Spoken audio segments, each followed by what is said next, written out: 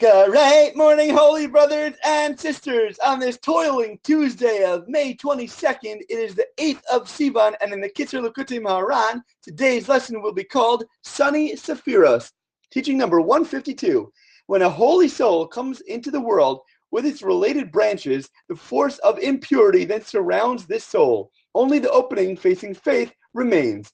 Facing faith, the opening is open. But sometimes, due to blemishes in the branches are pushed away from there, that is, from faith. Then the force of impurity spreads itself over this opening as well, and the branches cannot enter there and draw close to their root, which is the soul.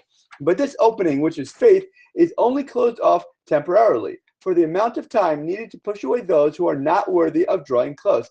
Immediately afterwards, though, the entrance is then reopened as it was initially. When there are, God forbid, a great many blemishes, then it becomes a matter of fear and concern lest the opening be closed off entirely, God forbid, due to the great intensity with which the surrounding force of impurity attacks. At that time, a God-fearing person is stationed at the opening to guard it so that none should enter there. Now, despite the fact that the opening is still effectively closed, it is nonetheless beneficial in combating the surrounding force of impurity, since it is now impossible for it to succeed in spreading itself over the opening due to the God-fearing person who is standing there.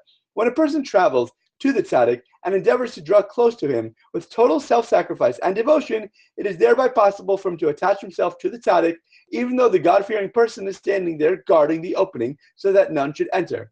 It is still impossible, however, that the tzaddik should illuminate him with actual wisdom that is from the tzaddik's mind itself. The greatest way we can connect to our Creator is through emunah and faith, or better defined as loyalty through commitment.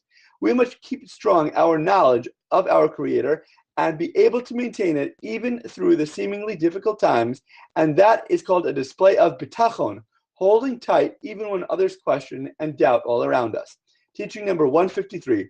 The student and his Rav correspond respectively to the moon and to the sun. Thus, if the student has a face, that is, if he possesses the spiritual quality called the radiant face, he can then receive the light of the face of his Rav, to the point that the light of his Rav's face can literally be observed in his own face, just as the moon receives and reflects the light of the sun.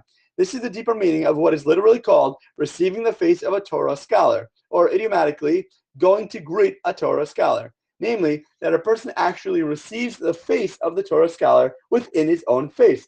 However, if the student does not have a face, in other words, if he is under the influence of the darkened face because he is submerged in the desire for wealth, then the face of his Rav cannot be seen within his. Similarly, a person who is brazen-faced also does not possess a face of holiness, and he cannot receive the face of his Rav within his face either. Everything in this world is reflected through patterns and relationships based on the Sefiros.